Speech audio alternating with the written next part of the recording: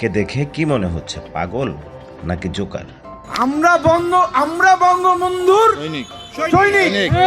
কি হবে? খেলা হবে তো আসুক।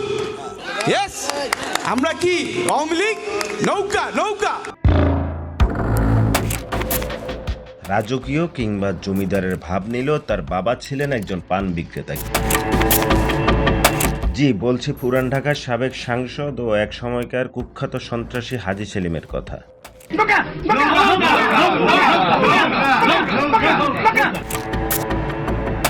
তারই পুত্র ইরফান সেলিম নিজ এলাকায় বাপের ক্ষমতা বলে বনে যান সিটি কর্পোরেশনের ওয়ার্ড কাউন্সিলর। মাননীয় প্রধানমন্ত্রী শেখ মুজিবুর রহমান, প্রধানমন্ত্রী শেখ হাসিনার 74th ভালোবাসি শেখ মুজিবুর রহমানকে, এই জন্য আসা। আপনার অনুভূতি কি আসার পরে কথা বলেন? আমি এটা অনেক সুন্দর। ওভারলোডেড ক্ষমতা ও বাপের টাকার দাপটে ধরাকে সরাজ্ঞান করা এই ইরফান চলাফেরা করত বিশাল গাড়িবহর। রাস্তায় কেউ তাকে সাইড না দিলে দলবল সহ মারধরের মতো ঘটনাও ঘটাতো। একবার নৌবাহিনীর এক কর্মকর্তার গায়ে হাত তুলে বসেন এই ইরফান। এজন্য অবশ্য পরে তাকে গ্রেফতারও হতে হয়।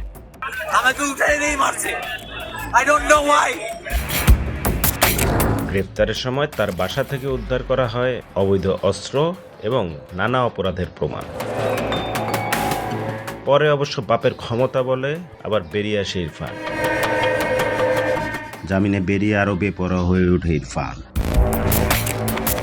তার কর্মকাণ্ড যতটা না ভয়ঙ্কর ছিল তার চেয়ে বেশি ছিল হাস্যকর।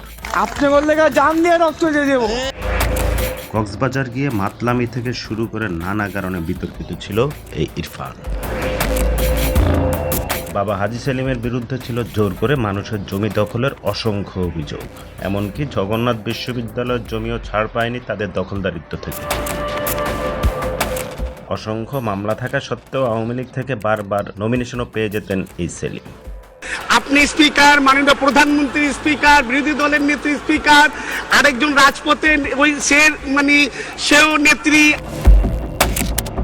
দেশে আমদানি করা ফল ব্যবসায় ছিল একক আধিপত্য। বুড়িগঙ্গা নদী দখল করে গড়ে তোলেন তারই প্রতিষ্ঠান মদিনা গ্রুপের কারখানা। এছাড়া সদরঘাট, লালবাগ, চকবাজার এলাকায় চলত তার চাঁদাবাজি ও দখলদারিত্ব।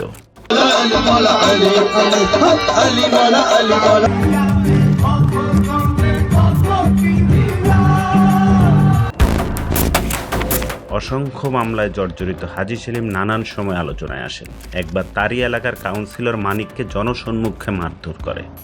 আমি বলে তার ছবি দিই, আমি কি এটা আমার প্রোগ্রাম না সিটি কর্পোরেশনের প্রোগ্রাম? আমি কি অন্যায় করছি? আমি তো এটা কিচ্ছু জানি না। ছেলে ইরফান সেলিমকে বিয়ে করার নোয়াখালীর আলোচিত সাংসদ একরাম চৌধুরীর মেয়ের সাথে। মেয়ের জামাইয়ের প্রশংসায় মুখর চৌধুরী সাহেবও। ইরফানকে আপনারা 1 তারিখে জিতাতে পারলে হয়তো 2 তারিখ থেকে হাজী সেলিম আনন্দে হয়তো তার কণ্ঠ বেরিয়ে আসতে পারে। একটি পর্যায়ে এসে হাজী সেলিম কথা বলার সক্ষমতাও হারিয়ে ফেলেন।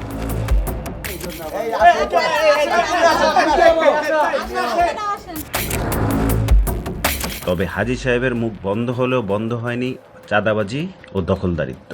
সাথে যোগ হয় বড় ছেলে ইরফান সেলিম। ধরাকে সরাজ্ঞান করা ইরফানের দৌরত্ব যেমন বাড়ে, ঠিক তেমনই বাড়ে উন্মাদনা।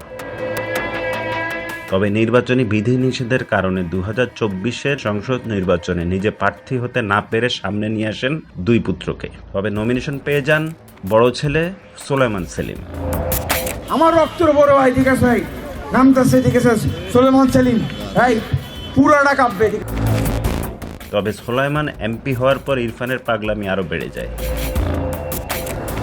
এদিকে 2 ভাইয়ের ভবিষ্যৎ দেখার অপেক্ষায় থাকা সাধারণ মানুষকে হতাশই হতে হয়, কারণ ছাত্র জনতার আন্দোলনের মুখে হাসিনা পালিয়ে গেলে 2 ভাইও পালিয়ে যায়। তবে ধরা পড়ে যায় তাদের পিতা হাজী সেলিম।